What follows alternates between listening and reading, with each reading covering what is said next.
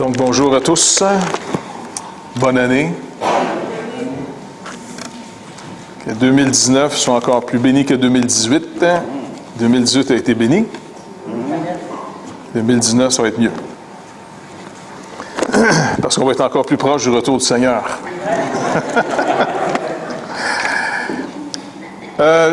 Aujourd'hui, on ne sera pas dans l'Apocalypse.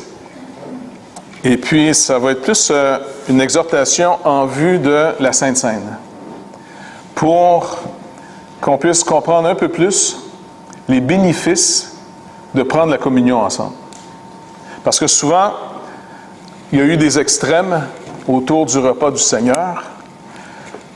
Certains ont été tellement loin qu'ils ont finalement transformé ce mémorial, ce rappel, en un sacrifice. C'est pour ça même d'avoir appelé le pain hostie.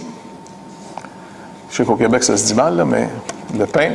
Donc, d'après vous, qu'est-ce que ça veut dire? Parce qu'à un moment donné, je me suis posé la question. Tu sais, j'ai entendu ça toute ma vie. Je l'ai dit à plusieurs reprises. Quand j'étais jeune, en faisant parce que j'étais enfant de messe. Mais, qu'est-ce que ça, d'après vous, ça vient de où, ce mot-là, hostie?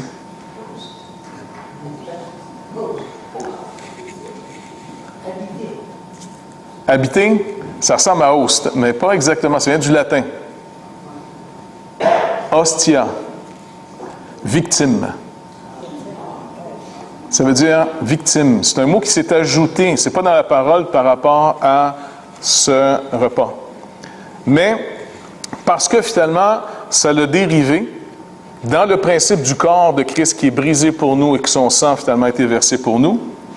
Tranquillement, les chrétiens ont glissé vers, comme si le Seigneur nous avait donné le pouvoir de transformer, ce qu'on arrive plus tard dans l'histoire, de transformer, au fond, quasiment un aspect de substance, que ça devient littéralement le corps de Christ et le sang de Christ.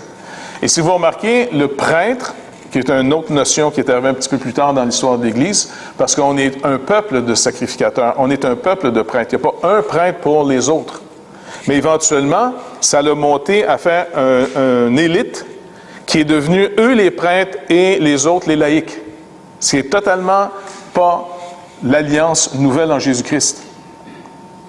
Il faut regarder même l'aspect, finalement, d'une Église catholique classique. C'est un peu notre culture, là. Vous remarquez finalement que le peuple entre dans le lieu où est-ce que les bancs sont. Après ça, il y a une clôture.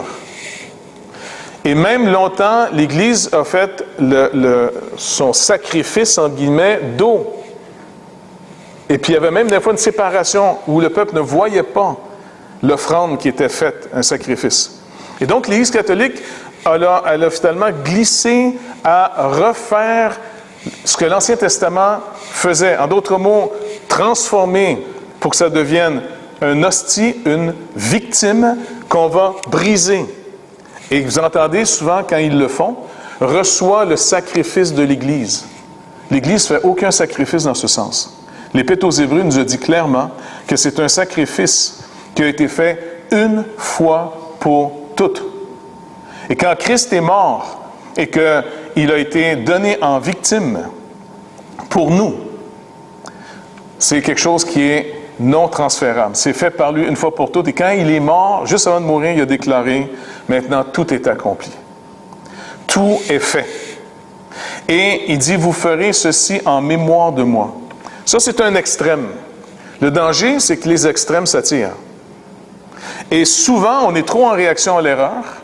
Et on fait le contraire d'une erreur, pensant qu'on fait que le vrai. Si c'est contre une erreur, on pense que finalement c'est vrai. Mais le contraire finalement d'une erreur peut être une autre erreur. Et pour beaucoup de gens, souvent lorsqu'ils vont faire la communion dans certaines églises, même certaines églises ne le font même plus en pensant que c'est simplement superflu, ou c'est un peu comme simplement, je ne sais pas moi, un genre d'un aimant que tu mets sur ton frigidaire. Tu sais, un petit reminder, un post-it, tu sais. Et puis, ça se fait trop à la légère. Le Seigneur nous a demandé de faire quelque chose, et quand le Seigneur Jésus-Christ nous demande de faire quelque chose, c'est beaucoup plus profond, c'est beaucoup plus riche, que ça peut même Au fond, il faut qu'il nous le dise. Parce que ce n'est pas donné à l'homme naturel de comprendre les choses que Dieu déclare. Rappelez-vous que quand le Seigneur parle, les choses deviennent. Le Seigneur n'est pas, comme nous, soumis aux causes.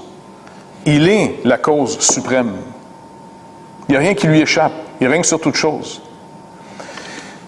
Et donc, le Seigneur, je pense que dans sa bonté, il nous a donné finalement ce repas. Il veut qu'on fasse, que l'Église refasse ce repas jusqu'à ce qu'il vienne. Donc, jusqu'à son retour, jusqu'à la fin des temps. Et c'est pour ça ce qu'on va faire aujourd'hui. Je veux que chacun de nous prenne conscience qu'on le fait parce que le Seigneur Jésus lui-même nous demande de le faire. Donc, je ne vous demande même pas finalement de le faire sur toute la compréhension que vous avez, mais de le faire dans la foi, de la foi carrément d'un enfant face à ses parents, qui dit, écoute Seigneur Jésus, puisque tu nous as demandé de le faire, beaucoup de choses m'échappent. Mais je le fais dans la confiance que tu vas de plus en plus me montrer pourquoi tu nous as demandé de faire ces choses.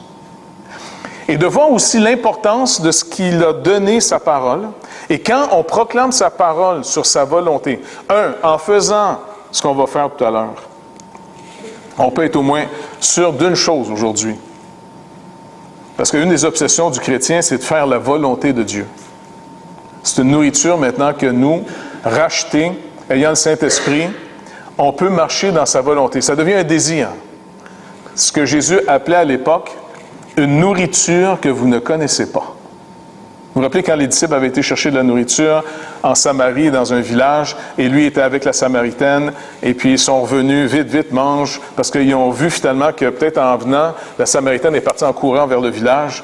Les Juifs et les Samaritains n'avaient pas nécessairement une bonne relation. Les gars devaient être nerveux et ils avaient peut-être très hâte de s'en aller ailleurs.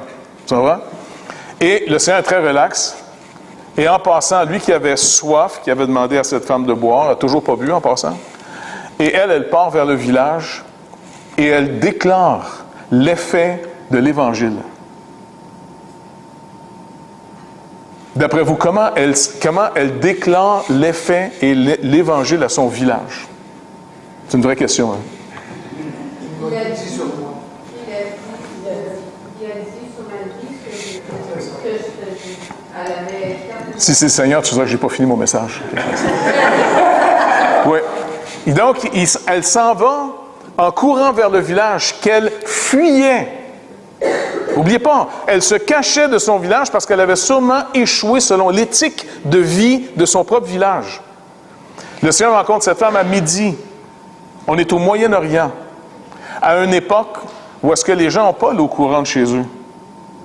Puis même encore, c'est une coutume tout le long de la Méditerranée, à bien des places, de midi à 2 heures l'après-midi, les gens font la sieste, ils restent en dedans, ils ferment les volets. En été, ça peut durer jusqu'à même 4 heures de l'après-midi. Pourquoi cette femme vient chercher de l'eau tout seul? Bien, le Seigneur, finalement, pour vraiment être la bonne nouvelle, si tu savais le don, si tu connaissais le don de Dieu, qui est celui qui te parle, tu lui demanderais toi-même à boire. L'eau que tu nous parlais. On est dans un lieu... Écoutez, ben Marie, je peux nous en parler, vient de cette région. L'Égypte, Israël, Palestine, toute cette région. Nous autres, là, à toutes les fois qu'il pleut, on dit « Ah, non, il pleut! » Quand je suis resté finalement là pendant 1 an, moi, c'était à tous les matins que je me levais « Hey, wow, il fait soleil! » Je n'ai pas entendu un Israélien triper là-dessus. Mais en tant que Nordique qui vit dans la boîte, puis dans la pluie, puis dans le slotch, quel bonheur! Tu comprends? Tu te réveilles, tu ouvres les mains, j'ai carré, il fait encore beau aujourd'hui, ça se peut pas. S'il y a quelque chose qui va nous arriver, tu comprends? Et quand l'automne est arrivé, puis l'hiver est arrivé, il s'est mis à pleuvoir. Mais quand il pleut, il pleut. Et là, je ne sais pas, j'avais comme la petite déprime classique du Nord. Mais les Israéliens, je me rappelle, je suis avec Jacob, on s'en allait, je ne sais pas trop où, quelque part, il pleuvait, il était là, tellement content, il chantait, puis je lui dis, bon, ben OK. Le rapport avec l'eau que les gens ont dans ces régions, contrairement à nous, où est-ce qu'on est 2 pieds dedans, c'est un rapport de vie, parce qu'en réalité, pas d'eau, pas de vie. Vous pouvez vous priver, regardez bien, vous pouvez vous priver de nourriture pendant 1 semaine, 2 semaines, 3 semaines, 1 mois, et est encore vivant. Pas fort, mais vivant. Mais d'être privé d'eau pendant 1 semaine, on est-tu fort? Je ne sais même pas si on sera à 1 semaine. Je ne sais même pas si on ne boit pas pendant 7 jours. On ne tombe pas bizarrement. Pas le fun. L'eau est encore plus essentielle que la nourriture. C'est pas que la nourriture n'est pas essentielle, elle est très essentielle. Mais vous pouvez vous priver plus longtemps de nourriture que d'eau. Quand tu vois finalement que le Seigneur t'appelle à marcher avec lui, il nous rappelle que dans le désert, il était l'eau pour le peuple. Il était le rocher. Et étrangement, d'un rocher, habituellement, c'est un peu sec, un rocher. Pas vrai? Oui. C'est rare que tu pognes une roche, tu as soif, puis tu... Ça va pas? C'est assez sec. Mais il dit du rocher qui est fendu, que même la loi était en passant châtiée d'avoir frappé le rocher. Parce que Dieu avait dit à Moïse, parle. Mais Moïse, incarnant vraiment la loi, et la justice de la loi produit la colère.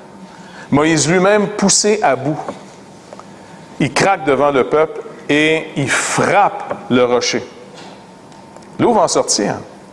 Mais c'est exactement, encore une fois, l'Évangile. Est-ce que vous vous rappelez la nuit que le Seigneur va prendre la dernière Pâque? Il dit, j'ai vivement désiré. Quand Jésus dit, j'ai vivement désiré, c'est pas n'importe quoi, là. Parce qu'il faisait la dernière Pâque demandée comme un symbole. Car il était, ce soir-là, en train de leur dire, voyez ce pain? C'est mon corps qui va être rompu pour vous. Cette coupe, c'est la coupe du sang de la nouvelle alliance. En mon sang, c'est la rédemption. Et là, il dit, c'est fini. Et dorénavant, vous allez proclamer ma mort, qui est le seul moyen de sortir vivant de cette vie. Il n'y a pas d'autre chemin. C'est pour ça que le chemin des justes, comme on a lu, c'est pas, on regarde le juste, comment il est si bon. Tu marches dans quel chemin? En quoi tu te confies? Qu'est-ce qui est l'objet de ta joie et de ta confiance dans un monde et dans une vie qui pourrait te décourager sans arrêt? Je ne sais pas pour vous autres, là, mais si je regarde ma vie, si vous m'enlevez le Seigneur de ma vie, si je me compare, je suis vraiment dans une moyenne. Tu sais, honnêtement, là, si vous m'enlevez le Seigneur puis quelqu'un me lance simplement un jugement comme citoyen ordinaire, tu sais, du 21e siècle, là, comme... Bon, je fais partie, honnêtement, je pense que je ferais partie des citoyens moyens. Tu sais, dans le sens, rien de spécial, rien de trop méchant, tu sais, rien. Même quand je compte mon témoignage, les gens entendent toujours une affaire, tu sais, j'ai été en prison, j'ai tué, tu sais. Non, moi, j'étais le classique, comme Charlebois chante, un bum de bonne famille. Tu sais, tu t'habilles en bum, mais tu as peur de tout. C'était pas plus grave que ça, tu comprends? Mais, si vous m'enlevez le Seigneur, eh bien, j'ai aucun espoir, je ne peux même pas me réjouir avec le monde qui dit toujours au nom de la science, qui est devenu carrément la nouvelle espérance. Je ne suis pas contre la science. Je suis tellement content que la science avance pour nous soulager. Mais quand tu penses que la science va être ton salut, c'est devenu une idolâtrie. C'est devenu finalement, éventuellement, pour les nations, ce qu'il faut pour devenir quasiment la bête. Pas la science, mais ce qu'elle fournit pour s'opposer à Dieu. Et tout ça pour dire que si on enlève le Seigneur, mon espérance, dans n'importe quel conflit, je sais que ça ne vous arrive pas, là, mais je vais vous donner un exemple, ça m'arrive des fois d'avoir des conflits, là. Puis même des fois juste avec moi-même. C'est vrai. Je peux me pogner avec moi-même des fois, tu vois. Eh bien, est-ce que vous avez remarqué qu'on peut toujours trouver quelque chose que c'était pas assez parfait pour que ce soit parfait? Non? Et donc, quand tu arrives dans un conflit, pour essayer finalement de sortir ou de gagner le conflit, le réflexe tout à fait naturel, ça va être « Amenez-moi selon la loi et je vais vous prouver que j'ai raison contre vous. » Pas vrai? En tout cas, c'est comme ça que je vis ça, moi, là, tu sais. Parce que les gens t'accusent, m'ont donné ma défense et puis m'ont expliqué. Et puis, il faut le faire. Il faut le faire. Mais savez-vous quoi? Comptez pas trop là-dessus. Faites-le parce que c'est vrai. C'est pour ça que nous, les croyants, étant plus sous la loi, plus que jamais, on essaie d'observer la loi. Vous allez dire, c'est une contradiction, qu'il y a quelque chose que je ne vois pas. Non, non. Au contraire, puisque je ne suis plus sous sa condamnation, sous sa juste condamnation, j'ai une plus grande liberté maintenant de la poursuivre. Parce que c'est une règle que tu comprends de plus en plus qui découle de l'amour. Si tu aimes quelqu'un, eh bien, tu fais exactement et même plus que ce que la loi demande. Si tu aimes quelqu'un, est-ce que tu vas le voler? Non. Mais mieux, tu vas essayer même de l'aider. Donc, mais un conflit entre nous et Dieu, un conflit entre nous et nous, un conflit entre nous-mêmes et envers soi-même ne pourra jamais se régler sur la base de la loi. Alors, une chose que j'apprends devant le Seigneur quand je suis en plein conflit, puis le Seigneur me le donne de le pratiquer une fois de temps en temps, fait que je suis dedans en ce moment. Alors, je prie une chose en ce moment. Seigneur, traite-nous selon la justice. Mais je n'ai pas fini ma prière encore. Hein, Seigneur, traite-nous selon la justice. Traite-moi selon la justice. Pas celle de la loi, celle qui vient par la foi. Que la justice qui vient par la foi soit au milieu de nous et triomphe de tes ennemis. Car même la loi de Dieu qui est bonne, comme Moïse qui représentait la loi, peut tomber entre mauvaises mains, peut tomber finalement dans une mauvaise humeur. Moïse, l'homme le plus patient du monde. Je ne sais pas si c'est lui qui l'a écrit, ça fait toujours drôle quand tu vois des passages de que Moïse avoue, je suis l'homme le plus patient du monde. Fait que je pense qu'il y avait des gars avec lui qui écrivaient aussi. Mais ça, c'est une autre affaire, là. Vous demanderez au docteur ce qu'il en pense. Mais bref, où le Seigneur il a dit peut-être qu'il était l'homme le plus patient du monde, non? Bref, l'homme le plus patient du monde dirige le peuple le plus fatigant du monde. Non, c'est marqué. Il dit, c'était un peuple. Il dit, je t'ai pas mis à part parce que tu es le meilleur des peuples. Il n'a pas fait une sélection parmi les peuples en disant, je t'ai choisi parce que tu es plus nombreux, tu es plus juste, tu es plus... T'sais, il dit, non, tu es le plus insignifiant. C'est vraiment, c'est assez déprimant quand Dieu parle du peuple de Dieu qu'il a choisi. Tu es insignifiant, tu es rebelle, tu es contredisant. Il descend une liste, là. Tu dis, oui, tu nous aimes sur quelle base? Parce que je suis moi-même amour. Pour l'amour de mon nom, là, je vous aime.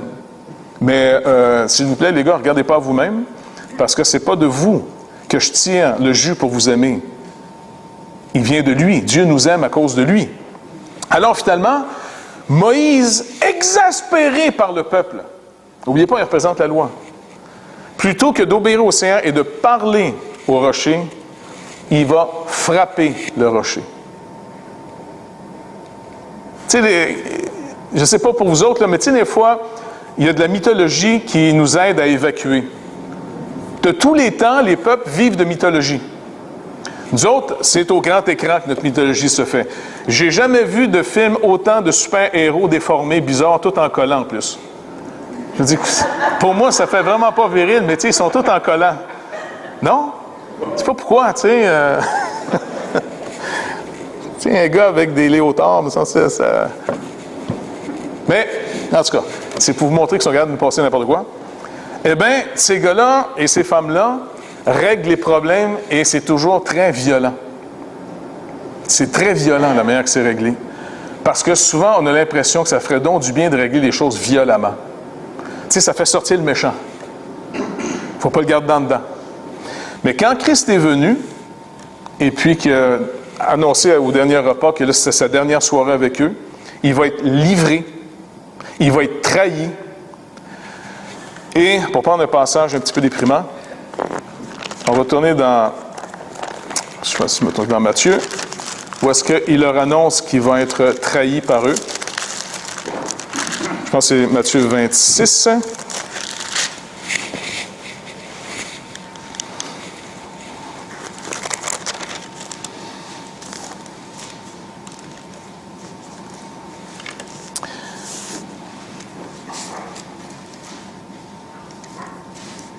Donc, au verset 17, c'est la célébration de la Pâque.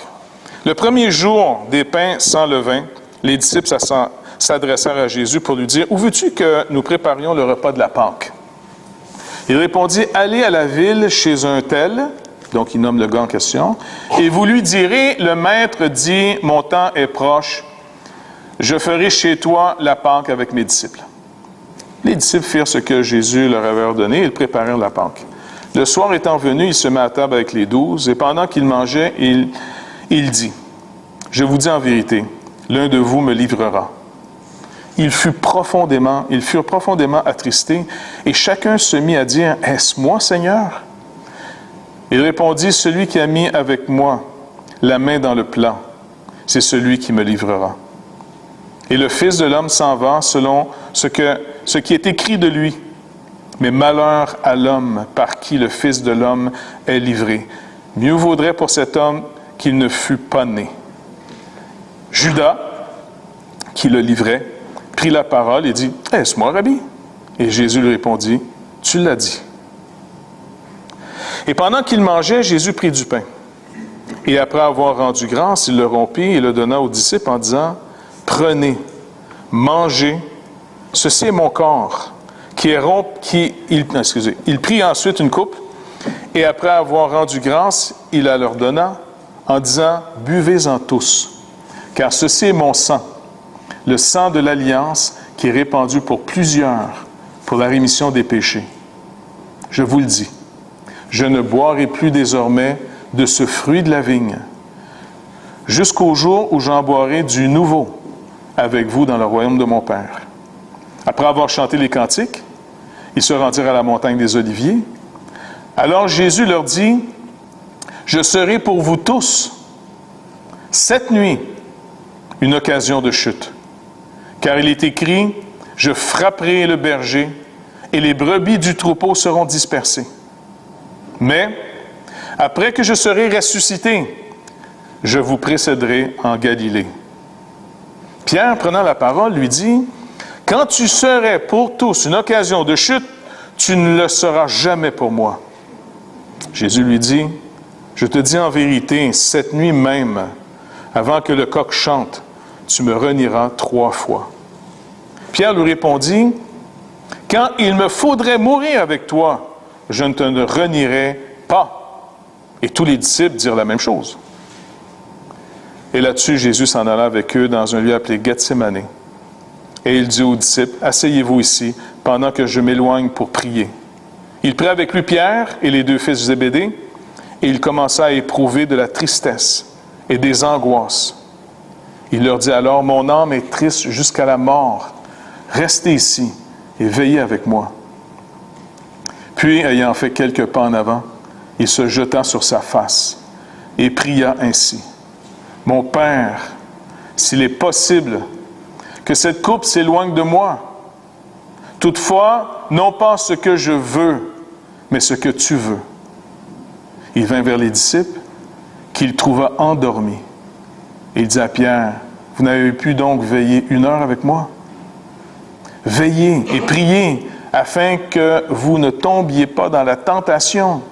L'esprit est bien disposé, mais la chair est faible. » Il s'éloigna une seconde fois.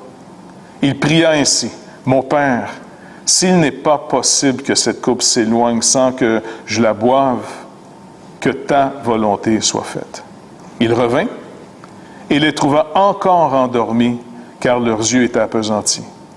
Il les quitta et s'éloigna, il pria pour une 3e fois, répétant les mêmes paroles. Puis il alla vers les disciples et leur dit, « Vous dormez maintenant et vous vous reposez. Voici l'heure est proche et le Fils de l'homme est livré aux mains des pécheurs. Levez-vous, allons, voici celui qui me livre s'approche. » Tout dans ce contexte de la scène ici. Le Seigneur finalement d'abord leur rappelle qu'ils ne pourront plus le suivre. Que comme Israël, il va être une pierre d'achoppement. Puis j'aimerais juste qu'on puisse comprendre pour s'encourager à ne pas perdre de vue. La justice dans laquelle on vit, elle est par la foi. Et si vous voulez être détruit et détruire les choses, vivez selon la justice par la loi. La justice par la loi est juste. Mais si on veut aller plus loin avec Dieu, il faut apprendre à régler les choses selon toute justice. Les régler, il faut les régler. toujours dans un esprit d'aller le plus loin possible dans la rédemption, jusqu'à ce que ça ne soit plus possible. Soyez en paix avec tous les hommes, autant que ça vous est possible. Mais il y a une limite où est-ce que c'est plus possible, ça devient du compromis. Et là, on ne peut pas embarquer dans le compromis au nom qu'il faut se taire. Il y a un temps pour parler, et peu importe les conséquences. Et néanmoins, de toujours vouloir vivre ces choses-là sur une seule justice, celle qui vient par la foi. Seigneur, traite-nous selon la justice que Christ a acquise pour nous. Cette justice-là, on ne peut pas la bâtir. Parce que sur quelle base quelqu'un peut faire taire un autre? Bien, c'est celui qui a le plus raison qui va faire taire celui qui a le moins raison. C'est comme ça que ça marche. Et ça, c'est une justice normale. La justice de Christ n'ira jamais contre cette justice. Pensez jamais que Dieu vous demande de fermer les yeux sur le mal. Il nous demande une chose. Marchez dans la lumière et vous allez voir d'abord que cette loi, elle est toujours en vigueur. Ce qui est juste est juste. Dieu ne change pas d'avis sur ce qui est juste. Aimer Dieu au-delà de toute chose, c'est ce qui est juste. De ne pas l'aimer au-dessus de toute chose, c'est injuste. C'est de manquer le but. Ça révèle un problème sérieux dans notre vie, pour lequel Christ est venu. C'est pour ça qu'il est venu. Il est venu sauver ce qui était perdu. Il n'est pas venu sauver des justes. Il n'est pas venu sauver ceux qui étaient capables de monter en haut de la montagne du Sinaï et être capables de défier le Dieu qui en donne. Parce qu'il dit, veille à ce que personne n'approche la montagne, parce que c'est au prix de sa vie qu'il va approcher cette montagne. Mais un coup que cette lumière se fait dans nos vies et qu'elle demeure d'aimer Dieu et notre prochain comme nous-mêmes, ce qui résume finalement toute la loi de Dieu, eh bien, il faut se réjouir d'une chose. Ça ne sera jamais parfait. Mais ça peut toujours être mieux. Ça ne sera jamais parfait, mais ça peut toujours être mieux. Travaillez, pas de plus en plus à l'œuvre de Dieu. Travaillez de mieux en mieux à l'œuvre de Dieu. Ça ne sera jamais parfait, mais ça peut toujours être mieux. Et donc, c'est pour ça que régulièrement, les épreuves vont venir sur notre vie pour voir si on ne peut pas apprendre pour mieux faire. Depuis 2 rencontres à Québec, tu sais, dans ce sens, je demande finalement au pasteur de la Bible parle. C'est une coutume qu'on a depuis perpète, là. Et depuis un bout de temps, ça se réduisait à un petit groupe seulement, puis on faisait l'administration. Puis ça, toutes les fois que ça se réduit à ça, ça me tue à tous les fois. Tu sais, c'est comme...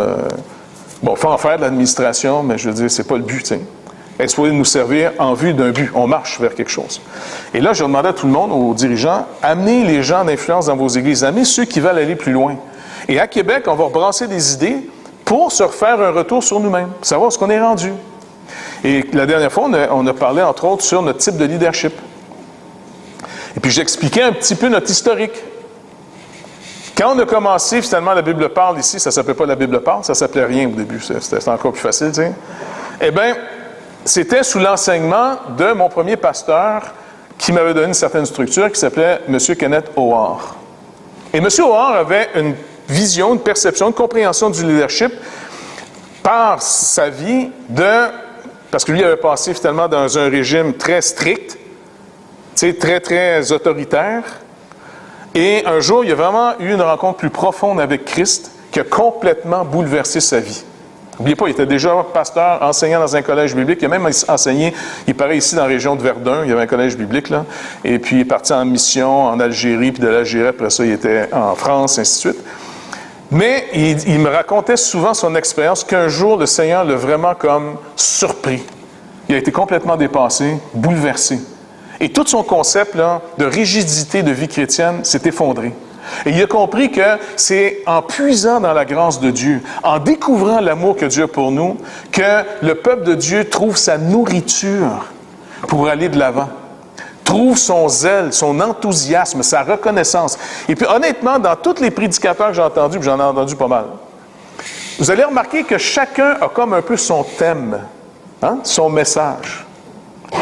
Moi, je ne sais pas c'est quoi, c'est un feu d'artifice, là, des fois on sait jamais où ça s'en va, là, mais M. Howard, c'était la personne de Christ. La vraie vie avec le Seigneur. On dirait que c'est quelqu'un qui est sorti du carcan pour commencer à marcher dans la vraie vie avec le Seigneur. Et puis, jamais j'avais entendu quelqu'un me parler de marcher avec Christ dans cette vraie vie comme lui l'avait. Je vous dis, c'était jusqu'à aujourd'hui, aucun. Et ça a été un trésor. Et moi, je suis parti avec ça. Il m'a dit, fais attention d'être trop rigide, fais attention de prendre trop de place. Suis le Seigneur, observe ce qu'il fait, parce que tu dois diriger le peuple de Dieu dans ce que Dieu organise. Donc, c'était le type de leadership trop en réaction au premier. Comme je vous dis, faire le contraire d'une erreur, c'est pas toujours une vérité. C'était, les dirigeants ne devaient plus diriger. Le Saint-Esprit devait diriger. C'est drôle à dire, mais ça se retrouve dans la systématique de Gruden quand il explique les types de leadership. Ça, il l'appelle, lui, le type spirituel. On laisse juste Jésus faire sa job. On ne touche à rien. Donc, il y a des chances que ça soit un petit peu anarchique. Mais d'un autre côté, ce qu'il y a de bon, c'est qu'il y a quand même une créativité dans le peuple de Dieu. Les gens proposent des choses. On va voir, tiens. Fait qu'on a marché pendant à peu près 3-4 ans dans ce style-là. Puis on est vite arrivé au bout de ce qu'on pouvait faire avec ça. C'était vraiment de l'anarchie totale, tu comprends? Moi, je donnais un petit bout de message, une personne fait se lever, me dit le contraire, t'es pas d'accord. Tu sais, c'était vraiment, c'était comme assez particulier. Et en plus, il ne faut pas oublier que le Seigneur avait sauvé une gang. Une petite gang, là, de gens pas trop normaux avant. Et dans le Seigneur, on n'était pas plus normaux après, tu comprends? Sauf qu'on avait Jésus dans notre vie. Puis là, on essaie de voir comment on marchait avec ça, mais je ne sais pas, parce que tu viens au Seigneur, tu deviens amnésique de toute une vie avant. On s'est tous un peu mal connus avant. Tu comprenez? Et puis, puis moi, puis Jean de Courville, pour parler juste de nous deux, on était les deux plus jeunes du groupe, on n'avait jamais le droit de les suivre. Dont elle aussi, là, elle ne voulait pas qu'on les suive dans leur party. Ça fait que, mais on commence comme ça, puis il y a eu du sérieux. Les gens croyaient vraiment qu'il était né de nouveau, mais c'était tellement anarchique que ça en était. Même M. Hoare, le disciple avait dépassé le maître. Même M. Hoare, une fois qu'il était venu, puis il nous enseignait chez les de Courville, là, chez Mme de Courville à l'époque, il dit, écoutez, quand je prie pour vous, vous êtes né de nouveau, je le vois, tu sais, le Seigneur est vraiment au milieu de vous. Il était très encourageant, tu sais. Vous êtes des pierres vivantes, mais je vous vois toujours comme toutes des pierres, une par-dessus les autres, un tas de pierres sans ordre. Bon, ben tu sais, OK. Jusqu'à ce que le Seigneur nous amène plus loin. Jeunesse en mission est venue, on a travaillé un peu avec eux autres. Pierre Lebel dit, hey, je vais te présenter des gens. Et là, on a passé à la phase Bible Speak. C'est de là qu'on a eu notre nom bizarre, la Bible parle. Il manque encore le complément, on va le trouver un moment donné, là, mais la Bible parle. Et puis, là, on a passé d'une gang de hippies anarchiques, très spirituels, à West Point, Virginia, où est-ce que là, c'est l'armée avec les titres, les ordres, et puis c'était assez raide. Puis ça a passé d'un système extrême à un autre système extrême. Mais c'est encore la volonté de Dieu comme pour briser ce qui nous empêchait d'aller plus loin avec lui. Mais après 20 ans de service militaire dans le Seigneur, on a reçu notre pension pour se retirer du mouvement. Donc, j'ai jamais voulu faire la guerre. Parce que ce que j'ai retenu, ce que j'ai reçu de là, c'était vraiment de Dieu. Et ce qui n'est pas de Dieu, le Seigneur dit, regarde, je t'ai dit dans ma parole, méprisez pas les prophéties. Ça, c'est de parler au nom du Seigneur. C'est de proposer au nom du Seigneur, grosso modo, surtout dans la Nouvelle Alliance. Parce que c'est plus le prophète de l'Ancienne Alliance qui parle dans la Nouvelle Alliance. Maintenant, retiens ce qui est bon et laisse tomber ce qui n'est pas bon. Puis on l'a fait à plusieurs reprises. De la même manière, je ne suis pas rentré en hyper-réaction contre M. Hoare. Il est resté quelqu'un qu'on a même soutenu financièrement en tant qu'Église jusqu'à sa mort. On n'était pas avec lui. Mais je m'étais dit, sans lui, il n'y aurait pas eu la Bible parle. Je ne serais pas là, je n'aurais pas été dans l'œuvre. Donc, je dis, quand on a décidé de donner toujours le 10% à l'extérieur, M. Hoare faisait partie de ces gens-là. Quand il est mort, sa femme n'était pas morte. Et on a soutenu sa femme jusqu'à ce qu'elle meure. On n'a jamais demandé de compte, on a toujours envoyé l'argent. Parce que finalement, devant Dieu, je pense que c'est important d'honorer ceux que Dieu utilise dans notre vie. Et l'autre, c'était avec la Bible parle, États-Unis. Tu sais. Maintenant, quand on a dû partir, on a été voir ailleurs.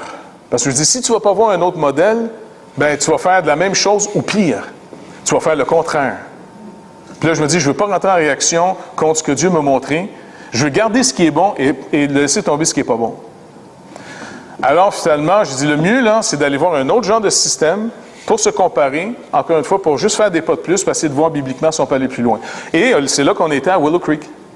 et qu'on a eu l'opportunité de rencontrer ces gens-là. Ça fait déjà de ça au moins 18 ans, quasiment de ça. 18 ans cette année, ouais. On est sorti en 2001. Et là, c'était le style très efficace. C'était impressionnant. Écoute, une église, là, tu arrives là-bas, sont 20 000. Juste le parking, il faut être des gens qui sont attitrés juste au stationnement, c'est énorme.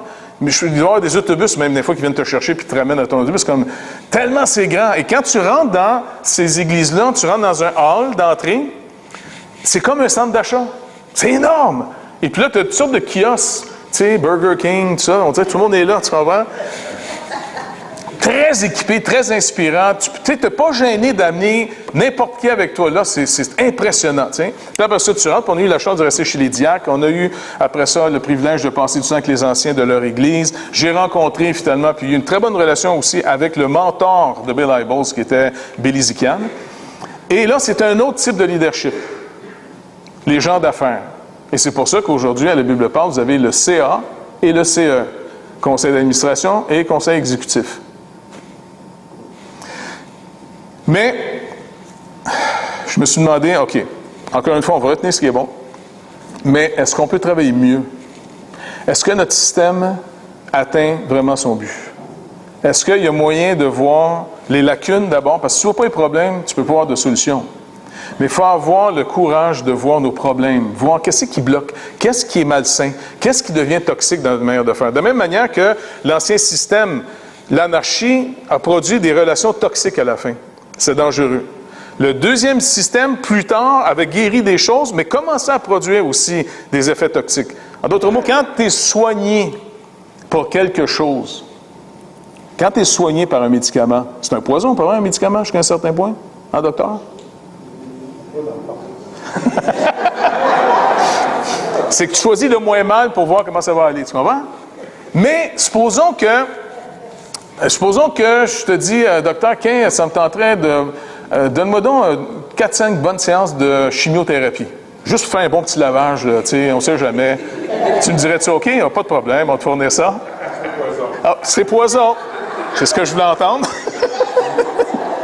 Mais c'est un poison pour attaquer un plus grand mal, puis dans l'espoir que ce qui est bon puisse survivre, puisse triompher, puis à un moment donné, tu repars quelque chose. Dans tous les moyens qu'on va prendre, dans toute notre manière de faire, puis je vais finir avec ça, parce que c'est ce que tu veux me faire comprendre, c'est, écoutez, comprenez que dans tout ce qu'on va faire, si Christ ne l'appelle pas, si Christ ne le pardonne pas, si Christ n'est pas là pour justifier, et non pas que ça soit juste en soi parfait, si Christ n'est pas là pour rappeler et justifier, tout ce qu'on fait est déjà teinté de péché. Ésaïe le dit, toute notre justice est souillée. Il n'y a personne qui peut dire « j'ai agi parfaitement ». Ça n'existe pas. Et si on veut rester sous la loi de Moïse, ça va toujours produire la colère. Par contre, si on vient à Christ en disant « rappelle-toi, Seigneur, tu es venu sauver ce qui était perdu. » Et on ne veut pas perdre de vue qu'on est l'objet de ton amour, de ta grâce, de ta bonté. Parce que plus on va recevoir pour nous d'abord cette bonté, pour nous d'abord ce pardon, cette grâce, ça va être bien plus facile de la donner aux autres quand ça ira pas bien. Recevez-vous comme Christ vous a reçu. Mais si je perds de vue comment il me reçoit, si j'ai l'impression que je suis rendu meilleur, et ça m'arrive régulièrement, malheureusement, je le constate au jugement que je fais facilement sur toutes les autres. Et je le fais toujours au nom de discerner. Et c'est mal. On n'est pas dedans dans ce temps-là. On doit apprendre à corriger nous-mêmes pour aller un peu plus loin dans sa grâce, pour que cette grâce-là qu'on découvre pour nous-mêmes nous aile, nous enthousiasme de plus en plus pour les œuvres que Dieu prépare. Comment quelqu'un peut arriver un jour à laisser carrément son travail, qui lui offre de la sécurité, qui lui offre finalement du prestige dans le monde, pour à un moment donné aller servir Christ comme si c'était une folie. Quand j'ai dit à mon oncle que je ne voulais pas avoir un renouvellement à l'Hydro-Québec, quand mon oncle, qui était un des directeurs de l'Hydro-Québec, il me dit « Écoute, Jeff, je te prends en main, là. M'a te payé tes études. » Et puis, tu sais, t'as le directeur, un des directeurs de l'Hydro-Québec qui veut s'occuper de toi, puis c'est ton oncle, il t'aime bien, Et puis, tu es quasiment son fils parce qu'il était resté chez nous quand j'étais petit. Là, c'est lui, à un moment donné, qui m'avait dit, Jeff, je t'avais déjà vu une fois, tu dis, mon oncle, faut que tu m'aides, je viens de perdre un œil. T'sais. Parce que ma mère barrait tout le temps les issues, parce que je me sauvais tout le temps. T'sais, pour la sieste, là, des enfants, on fait des siestes. Fait qu'elle tirait la commode, là, tu sais, comment on appelle ça, là? OK. Le bureau, tu sais, avec des tiroirs, là. Fait qu'elle tirait dans la porte, tu sais, pour pas que je me pousse. Elle barrait les fenêtres. Je sais pas pourquoi j'aimais me sauver. Je sais pas pourquoi. Puis j'étais pas malheureux. Pensez pas que j'étais pas malheureux. Je trouvais ça le fun de me sauver. Ça fait qu'une fois, elle tire encore le bureau, puis elle dit, tu fais dodo, mon oncle Jean va être là, puis il va te garder aujourd'hui, OK, tu sais. Fait que mon oncle, il devait faire ses études parce qu'il étudiait en ce temps-là, il était ingénieur, ça. Et là, il entend bang! Tu sais, la commode était tombée parce que je me suis dit, je vais faire des escaliers.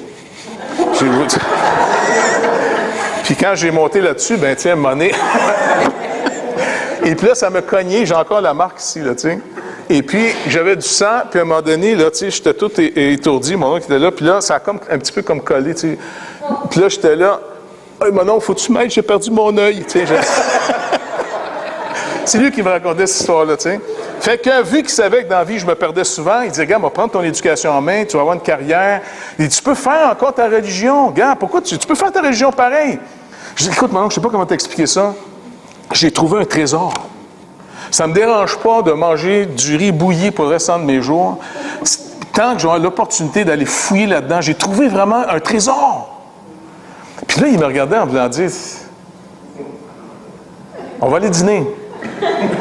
Et c'est là qu'il avait demandé à un de ses chums de l'hydro, un des psys, parce que tu sais, quand ils veulent mettre un poste en haut, quelqu'un dans un poste important, ils font passer de batterie de test des psys pour voir, il va-tu prendre la pression? Tu sais, il essaie de te sonder, hein? Fait qu'il a dû dire, écoute, tu veux-tu me rendre une faveur? Je vais emmener mon neveu, j'aimerais que tu le sondes un peu, là, tu sais. Il aime bien gros sa religion. Dis-moi si c'est normal. Fait que là, j'étais dîner avec eux. Puis là, je l'ai bien vu arriver, l'autre monsieur, tu sais. Puis à la fin, il dit à mon oncle, il est normal, mais il est fou ben raide. Mais on a dit, écoute, pense qu'il a trouvé quelque chose qui vraiment, là, je comprends pas qu'est-ce qu'il a trouvé, mais ça a l'air à l'enthousiasmer, il est prêt. Il a trouvé sa voie, là. Tu ne vas pas le changer d'avis. Et mon but, en réalité, c'est de voir, est-ce que quand j'enseigne, je peux, tu sais, dans le sens, est-ce que je peux être un témoignage pour vous autres qu'il y a un trésor en Jésus-Christ? Il y a des choses à découvrir absolument incroyables, qui peut finalement nous donner une espérance dans cette vie sans espoir, qui fait qu'on peut être zélé à pu finir. Aucune circonstance peut être en soi une circonstance stérile et mauvaise, parce qu'il règne sur toute chose. Et il dit, je suis avec vous. Et de découvrir que ça veut dire qu'il est avec nous autres. Dieu est avec nous autres. Dieu, le créateur de l'univers, l'auteur de tout ça, celui qui nous a donné qu'on existe. Je veux dire, il n'y en a rien qu'un qui existe en réalité par lui-même, c'est Dieu. Pensez-y, il y a juste un qui existe. Sinon, on existe parce qu'il a décidé qu'on existait. On n'est pas là parce qu'on a décidé d'être là. Il a créé toute chose. Il n'y a pas un atome qui existe sans qu'il ait déclaré qu'elle soit. Et ce Dieu créateur de tout l'univers, qui dit « les cieux des cieux ne peuvent le contenir ». Et là, on est dans des années-lumière aujourd'hui avec nos télescopes pour dire « attends, il est-tu partout en même temps? » C'est loin, ça, 14 milliards d'années-lumière d'ici, là, c'est un petit bout, là. C'est 14 milliards d'années-lumière à ta flashlight pour te rendre à l'autre bout de la pièce. Et il dit que les cieux des cieux ne peuvent le contenir. Et ce Dieu tout-puissant, créateur du ciel et de la terre. Et puis même, tu regardes juste notre système solaire ou notre galaxie parmi les milliards de galaxies, c'est comme on se perd là-dedans. Il nous voit. Il nous voit. Et il dit, je vous aime. Je suis au milieu de vous. Moi, je dis, écoute, Seigneur, tu sais que je suis là à comprendre, là. Fait que, répète souvent, s'il vous plaît, parce que, tu sais, moi, là, je passe à côté de quelque chose, là. J'ai le créateur de l'univers qui dit qu'il nous aime et qui nous a donné finalement carrément son Fils unique en disant, ça va être ta nourriture, ça va être ton breuvage dans cette vie. Il va être tout pour toi. Tout ce qu'il faut, tu vas l'avoir en lui. Tout. Mais oublie pas, ça ne sera pas dans une vie parfaite. Cherche pas le jardin, je l'ai barré. Je vais être avec vous. Même dans le désert, il sera pourvu à toute ta nourriture. Compte pas sur les événements, compte pas sur les gens, compte pas sur toi. Tu comptes sur rien, sinon toi. Mais perds-moi pas de vue. Abandonne tes idoles. Abandonne tes faux espoirs. Suis-moi. OK. C'est le fun quand tu commences une vie chrétienne comme ça, quand tu n'as tellement rien à perdre. J'ai tout sacrifié pour le Seigneur. Non, je peux au moins le dire. J'avais rien. Mais au moins, je peux le dire une fois dans ma vie. J'ai tout sacrifié pour le Seigneur. Mais savez-vous quoi? Le défi maintenant, c'est est-ce que je suis prêt encore à tout sacrifier pour le Seigneur? Pour trouver en lui les trésors des trésors? Il dit, heureux dorénavant, celui qui meurt dans le Seigneur, car ses œuvres l'accompagnent. On ne vit pas ce qu'on vit pour rien. Et donc, le Seigneur dit, rappelez-vous, dans le désert, je donnais régulièrement la manne. Dans le désert, j'étais votre rocher. Vous avez manqué de rien. Quand Jésus a fait la multiplication du pain et des poissons, dans Jean 6, c'était pas pour les impressionner. C'était pas juste pour les nourrir. C'était pour leur rappeler, maintenant, voici le véritable pain que le Père vous donne.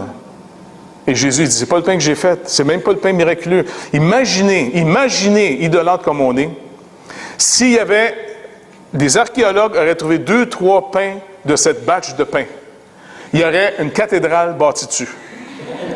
Non, vous allez en Israël, n'importe où il y a eu quelque chose, il y a une église, une cathédrale. Ici, l'apôtre Pierre a fait pipi. Une cathédrale, non, je vous dis, ça finit plus. Je veux dire, c'est amener jamais quelqu'un qui cherche le Seigneur en Israël. C'est pas en place. Amener quelqu'un qui a trouvé le Seigneur. Là, il faut aller en Israël pour voir dans les pierres qui crient encore. Mais c'est pas là que tu trouves la foi. C'est un marché. Anyway. Mais le peuple n'a pas voulu croire. Alors, quand on va prendre la scène, là, et j'ai demandé finalement qu'on ne brise pas le pain, puis on va se nettoyer les mains comme il faut, pour ceux qui flippent. Non, vous avez raison, tu sais. Et puis, je veux qu'on se rappelle que comme l'apôtre Paul le rappelle finalement aux Corinthiens, qu'il y avait des drôles de concepts sur la... Il pensait que ce n'était pas si important ce qu'ils faisaient là. La preuve qu'ils pensaient que ce n'était pas important ce qu'ils faisaient là, ils pouvaient aussi dans leur shop, n'oubliez pas, c'est une société entièrement religieuse. Dans leur shop, ils faisaient aussi des sacrifices, offrir l'encens du matin finalement à, je sais pas moi, à Zeus ou bien à Vulcain ou je sais pas trop quoi, tu comprends? Et l'apôtre dit non. Regardez ce qu'il dit au chapitre 10. 1 Corinthiens chapitre 10. C'est pourquoi, mes bien-aimés, verset 14, c'est pourquoi, mes bien-aimés, fuyez l'idolâtrie. Je parle comme à des hommes intelligents. Jugez vous-même de ce que je dis. La coupe de bénédiction que nous bénissons, n'est-elle pas la communion au sang de Christ? C'est ce qu'on va faire. N'est-elle pas la communion au sang de Christ? Puisqu'il y a un seul pain, c'est pour ça que je ne voulais pas qu'il soit brisé. Il y en a deux, là, mais en réalité, ça représente juste un pain, OK? Puisqu'il y a un seul pain, nous qui sommes plusieurs. En d'autres mots, pour faire un pain, il faut plusieurs grains pour faire juste un grain, un pain. Nous sommes plusieurs, nous formons un seul corps, car nous participons tous à un même pain. Et ce pain, voici mon corps qui est rompu pour vous. Toute personne qui va approcher pour en manger tout à l'heure, c'est que vous vous associez en disant, Christ est ma vie, Christ est mon trésor. Christ est tout ce qu'il me faut dans cette vie et c'est en lui que je vais puiser pour aller chercher tout ce qu'il me faut. Que les gens soient gentils, pas gentils, c'est secondaire. C'est ça, s'approcher du corps. Regardez bien ce qu'il dit. Voyez les Israélites selon la chair. Là, il les ramène ici dans l'Ancien Testament. Ceux qui mangent les victimes ne sont-ils pas en communion avec l'autel? Que dis-je donc? Que la viande sacrifiée aux idoles est quelque chose ou qu'une idole est quelque chose? Nullement. Je dis que ce qu'on sacrifie, on le sacrifie à des démons et non à Dieu. Or, je ne veux pas que vous soyez en communion avec les démons. Vous ne pouvez boire la coupe du Seigneur et la coupe des démons. Vous ne pouvez participer à la table du Seigneur et à la table des démons. En d'autres mots, il est en train de leur dire, si vous pensez que vous avez pris ça comme si c'était rien, juste un post-it, eh bien, c'est pour ça, d'abord, que je viens de comprendre pourquoi que quand vous êtes dans votre société d'idoles, vous continuez à offrir les sacrifices aux idoles pour pas avoir paix. En disant, de toute façon, j'y crois même pas, moi, ça, à cet encens-là, c'est niaiseux, je vais en faire pareil. Il dit, tu devrais dire non, parce que je vais te dire ce que tu es en train de faire. Par association à cet acte, tu es en train de dire que tu es associé aux démons. Tu es en communion avec eux autres. Et tu dois apprendre à dire non. Même au prix de ta vie. C'est ce qu'on voit dans l'Apocalypse, c'est vrai. Donc, de prendre cette table, ce n'est pas simplement un genre de petit rappel seulement. C'est de se rappeler qu'on est le corps de Christ. Et tout ce qui appartient à Christ nous appartient maintenant. Mais en même temps, ça veut dire aussi une autre chose. On ne s'appartient plus. On a été racheté à un grand prix. On ne peut plus vivre n'importe comment. Si on vit n'importe comment, il doit y avoir la discipline de notre Père. Parce qu'il honore son Fils. C'est précieux, l'œuvre de Jésus-Christ. Dans toute l'histoire de l'humanité, partout sur le globe, il n'y a qu'un seul chemin pour que l'humanité puisse trouver son salut, sa vie. Un, Jésus-Christ. Et nous en sommes, nous, la proclamation. Donc, c'est pour ça que c'est important ce qu'on va faire ce matin. C'est pas juste un post-it. Et puis que tous ceux qui vont venir manger de ce pain et prendre de cette coupe, vous dites oui, Christ est mort d'abord pour les perdus dont j'en suis un. Et deuxièmement, par contre, c'est pas juste ça. La bonne nouvelle, c'est qu'il est peut-être mort pour des perdus, mais il nous donne maintenant accès à sa présence pour trouver tous les trésors qu'il nous faut pour cette vie. Seigneur, traite-nous selon la justice, celle qui vient par la foi, pas celle qui vient par la loi. Afin que nous-mêmes, on ne traite pas, même nos ennemis, selon la loi qui vient de Moïse, mais selon la loi de Christ. Si ton ennemi a faim, donne-lui à manger. S'il a soif, donne-lui à boire. En faisant ainsi, tu vas accumuler des charbons dans sa teinte. À moi la vengeance, dit le Seigneur. À moi la rétribution. Donc, est-ce que c'est bon? Êtes-vous prêtes?